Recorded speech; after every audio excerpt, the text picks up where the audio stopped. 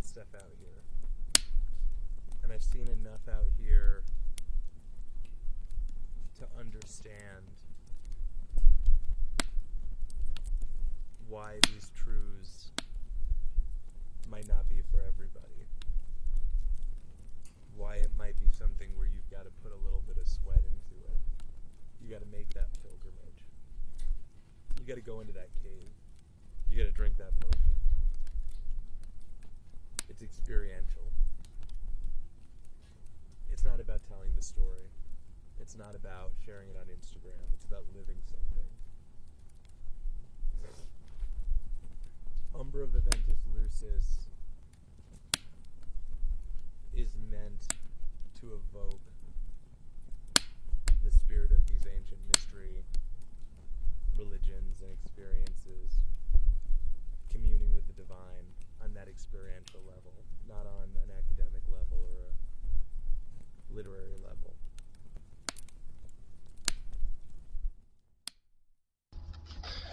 Okay, Robert, you are being recorded. We are approaching the golden hour. We're approaching the golden hour. Skinwalker Ranch is framed behind you. I'm looking over at the their main HQ over there. What's going on? We were just setting up to get some content, and something happened, huh? Yeah. So the chair is just like this in this spot. Okay. Put my hand. I go to stand up. Oh, we just did it. Okay. I'm getting shocked, and that's a true story. I can't see any electric cables out here. There's no thunderstorm.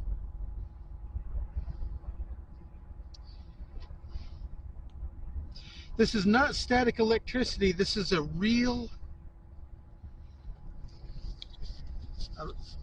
Yeah.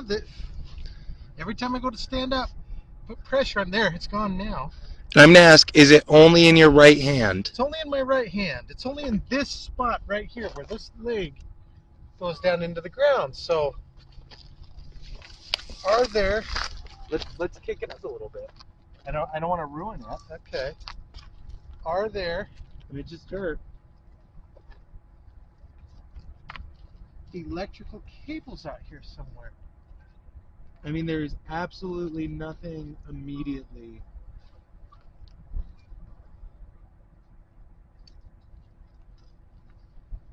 That's where it was. Yeah, those they weren't little. They weren't little.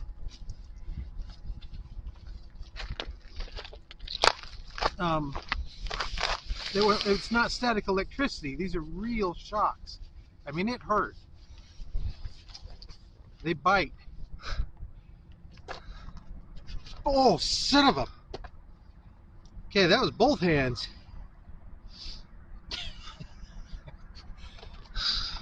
Wow. What do we do about that? I don't know what to make of it. I don't know why that's the case.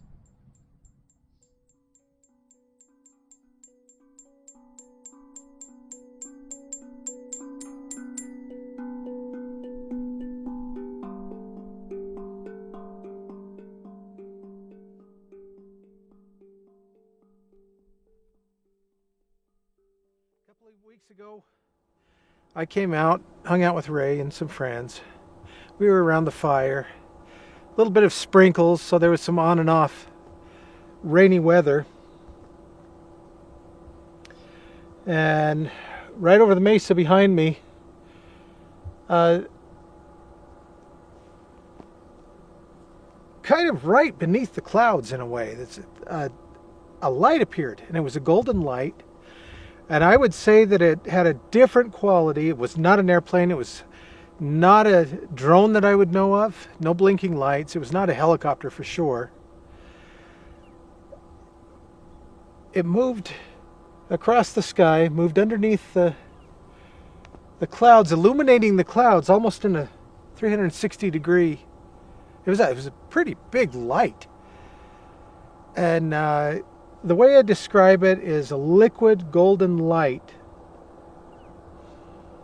And it's almost like somewhere deep down inside there was a feeling to it. And I don't even know how to describe that because it doesn't sound right to say that, but It was as if it had a feeling to it, almost a taste.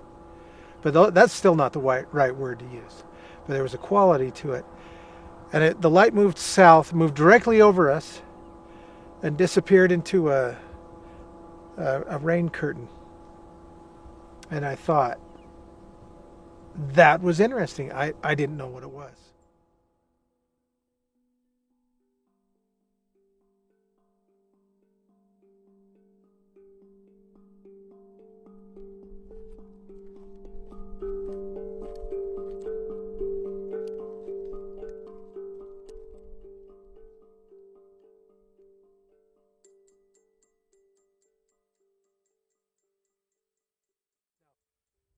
Saturday night, just a few nights ago, Ray and I hung out again. We sat by the fire. We had some really neat discussions. Talking about everything from religion to spirituality to, just the unseen world that we're trying to understand. We know it's a part of our lives. We went for a walk in the shadows, and that was a neat experience. You turn off the lights and you walk down in the brush behind us, or walk down on the property and just get a feeling for the area. And one thing that I can say is Skinwalker Ranch is supposed to be scary. I felt no dread, no fear. I felt very peaceful out here. I think this is a beautiful place, but once again, what do you make? What do you make of strange things? It's still happening. I'm still getting shocked. And it's been going on for pretty near an hour, I think. Yeah. Why am I getting shocked? Well, is there an electrical field, an electromagnetic field around us that's particularly strong right here? I don't know. These are metal legs going down into the soil. And we dug down a little bit, Ray did. Put it down again. And I got shocked both hands, but it seems to be just mainly the right hand. But the first time I sat in the chair, it was quite a surprise because, you get a bite like that, you kind of surprises you, of course, and it was a good one. I don't know what else to say. It's quite an interesting experience.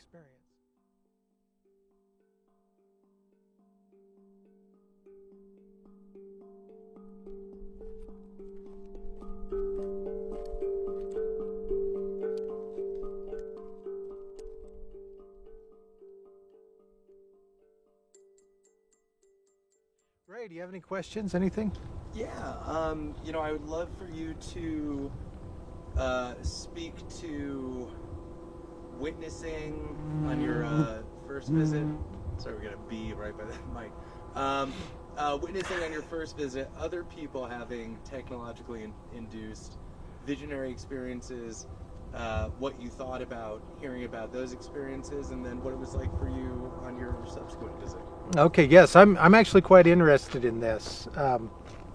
Binaural beats, I've experimented a little bit with that on my own.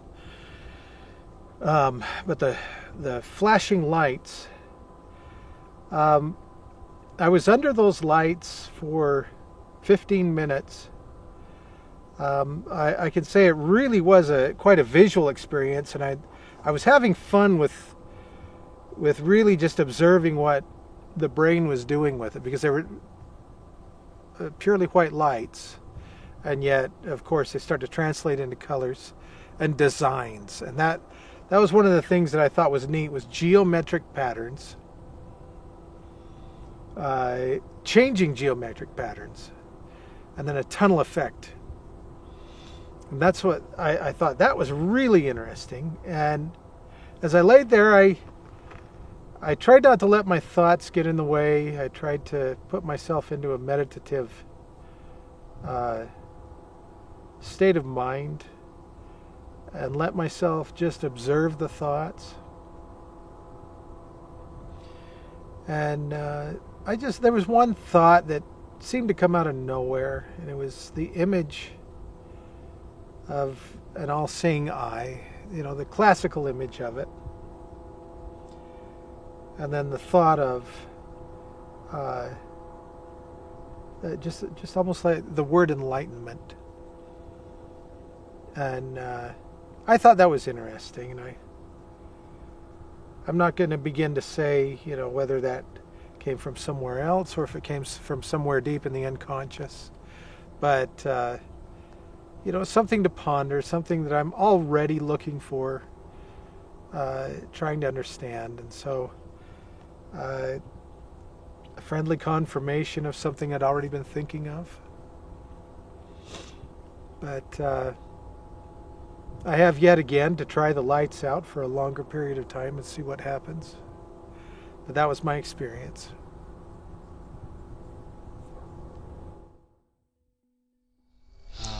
This is a fantastic spot to, meditate, to come just sit, visit, even lay down. This definitely is the home to wildlife, to say the least. And yeah, all the offerings that are left here. Thank you, Robert. I would say, whatever you feel comfortable with on these points, but I think good things to get are you came upon my table at Phenomenon. Mm-hmm. You didn't know me from Adam. I wasn't even there, right? It was an empty table, I think. At one point, there was one point where I walked past again and you were there. And we just struck up kind of a neat conversation. If you wouldn't mind, start from the beginning, just 2 seconds. You were at Phenomenon, what that is, but just what I'd like to evoke is the act of faith you took from this crazy table at this crazy place, and you came out here, and effectively, I'd like to. You came out here and this crazy guy delivered. Yeah, the Ray wasn't selling anything. That's what I thought was interesting. Is when he talked to me, I felt like there was nothing for sale. That he's a fellow seeker, a fellow explorer, you might say. And I enjoyed talking to him about what he, when he told me there was a property out here, of course I became interested. I thought that, that's really cool that he has this property and that he's able to bring groups of people together and come out, have wonderful conversations, and really try to explore consciousness in a place where there seems to be something a little out of the ordinary. I don't know. But it's peaceful out here. And I think it's a good location to sit around a fire, look up at the stars, and to think deeply, and to not be afraid to think deeply and talk about deep subjects. Speaking of stars, the other night, it was the first time in my life that I had ever seen the full arc of the Milky Way from one horizon to the other. That, just in and of itself, was a tremendously beautiful experience. And to me, I see the stars as the most ancient temple. The great dome of constellations and zodiac that tell a story. That there are ancient stories attached to them. The deeper you go, the more you find the story of our human existence and progression.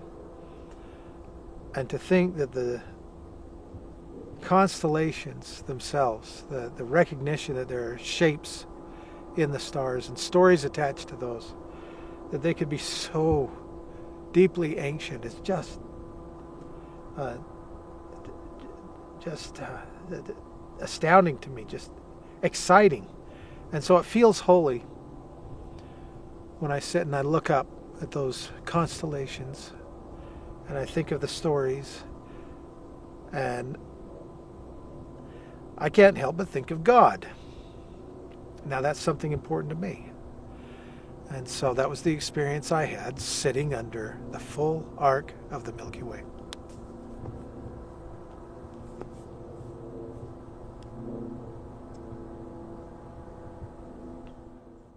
Amen.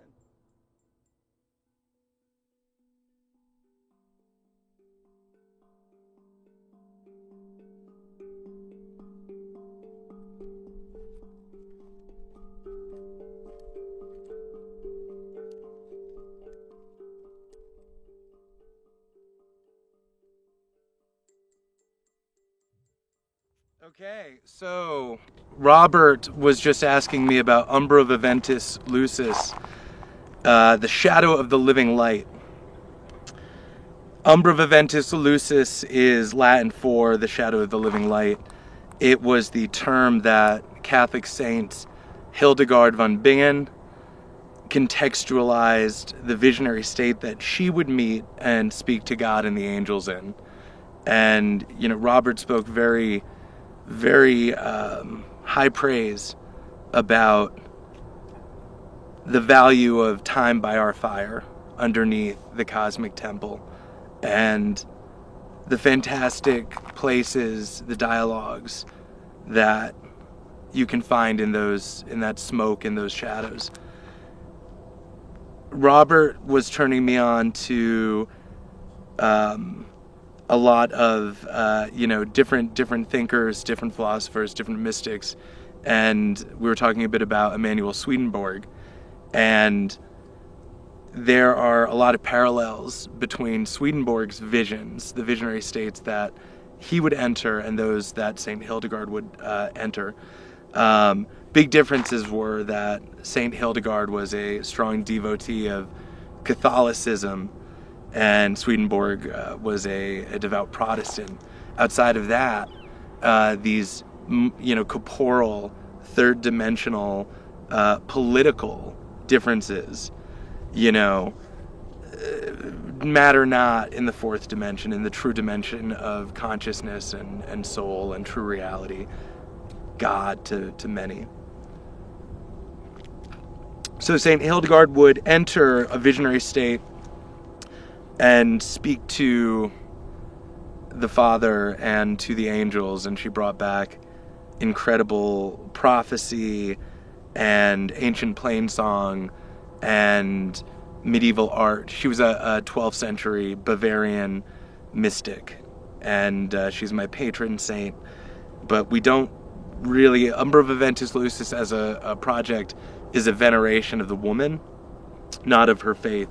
She contextualized her visions, her mystical experiences through the only acceptable lens of her day, which was medieval Catholicism. As a recovering Catholic or a heretical Catholic, I am happy to sit here in the most haunted place on earth in crocodile teeth, looking extremely villainous, in a project that is named after a Catholic saint. Giving that one back to the church. So, what are you trying to do out here? Because once again, I said my surprise was that you weren't trying to sell something. What are you trying to do? Yeah, so Umbra Viventis Lucis is the best view of Skinwalker Ranch, and that's important because this is a highly energetic sacred space. It was a highly energetic sacred space long before there was reality TV, long before there were white people here. This is an important place. This is a special place. The technology that I use to alter the consciousness of participants to expand their, psychic antenna, to sharpen their soul knife and improve the dialogue with the unseen world in this special place, creates this nexus, this very important nexus of, this is a place of portals. This is what the federal government studied here.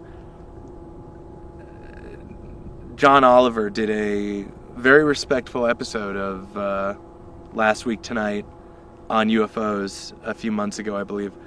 And the worst things he could say about the subject, especially regarding, this locale, were how much money Robert Bigelow donated to Ron DeSantis's presidential campaign, and how silly the illustrations from some of the studies that we paid for, you and I paid for. If the viewers of this content are in the United States, you paid for it with your tax dollars.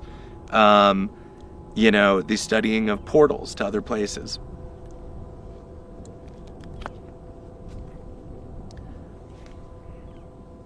The portal is not a door in this world, or it doesn't have to be.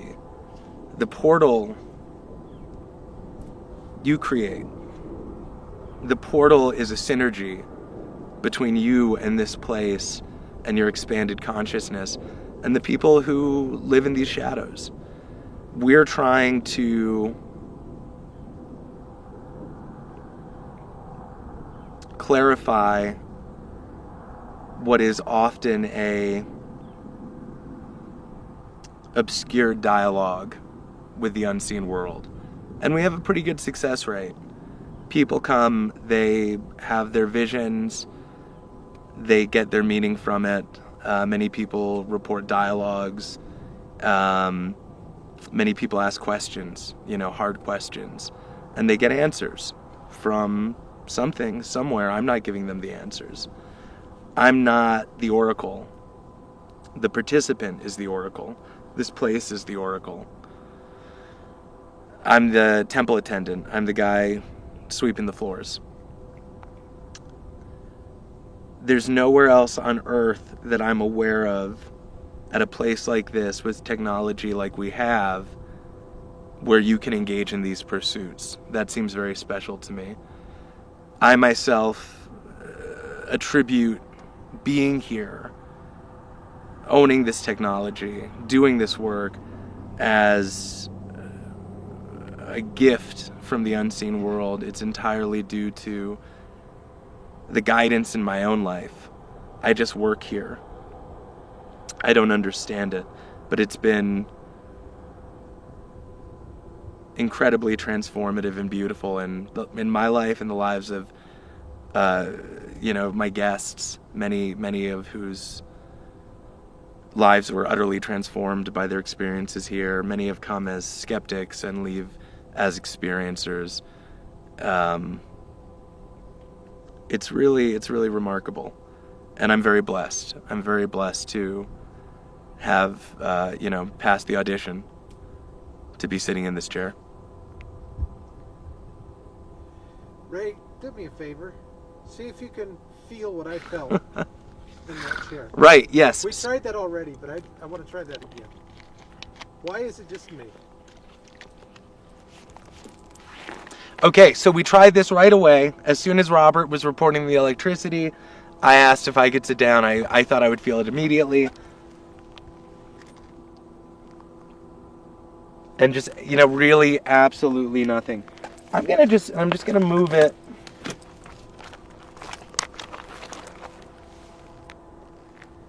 I'm gonna move it back. Nothing. How in places can you not feel that? Well, I'm gonna sit back down and speculate on this a little bit.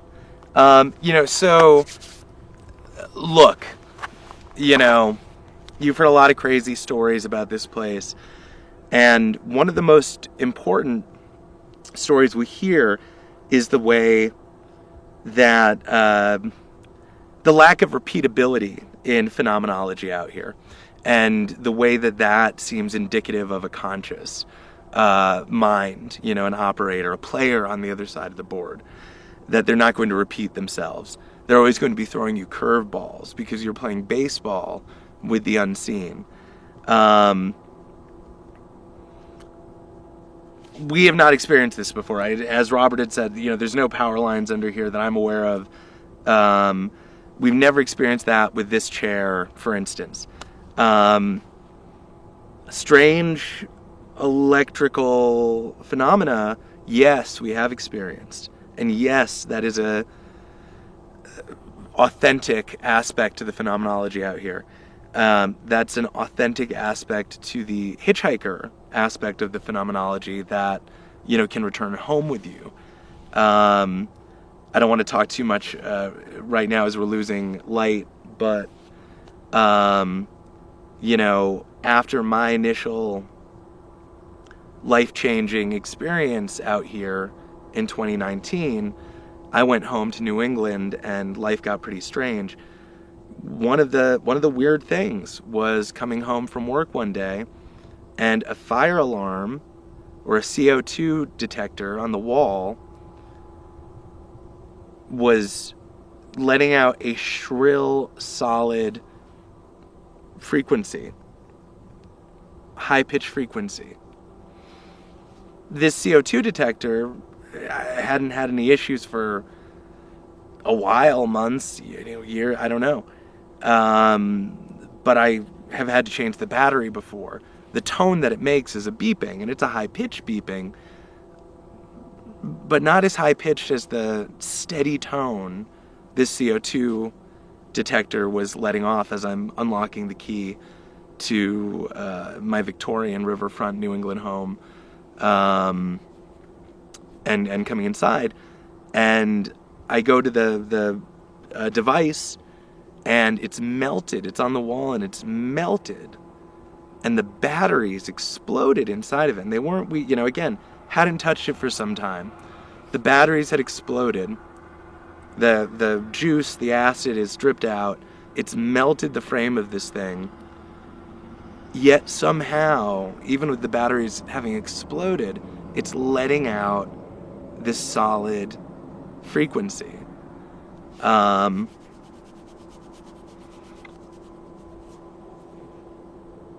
And shit like that just kind of happens. All right, Ray, thank you. Thank you, Robert. Hey, listen, I will say, I can't do, this is my calling. That's why Robert didn't feel like he was being sold anything. I am of the same tribe. I am someone who would be at a place like the conference that we met at. I was led to this land, to the ownership of this land, stewardship of this land. I was led to the technology, and I thought I was being led to all of this stuff for my own spiritual edification. And then I realized that there was a debt. It's not about me. It's not necessarily about me. It's not about my spiritual journey. It's about doing this for people like Robert. If he didn't take the leap of faith to talk to someone like me and say, yeah, you know what? Fuck it. I'm going to roll some dice with my life. Come out to this guy's property at the most haunted place on earth at night. See what happens. Hope for the best. If people didn't do that, and a lot of the people who do that are people's grandmothers, and if these incredible people didn't take these leaps of faith, I wouldn't be able to do this for anyone but me. And it's such a special thing. It's such a special experience. It's not just for me. So thank you.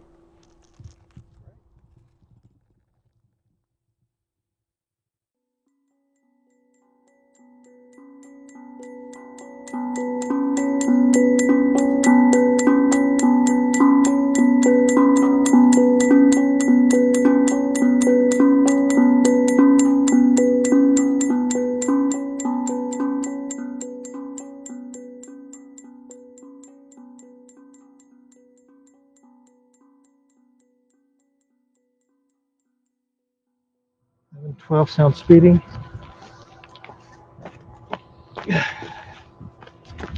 right. Yep, I did it again. Okay.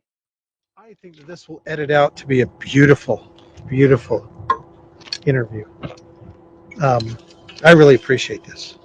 Robert, I get the hell out of here. I appreciate it, man.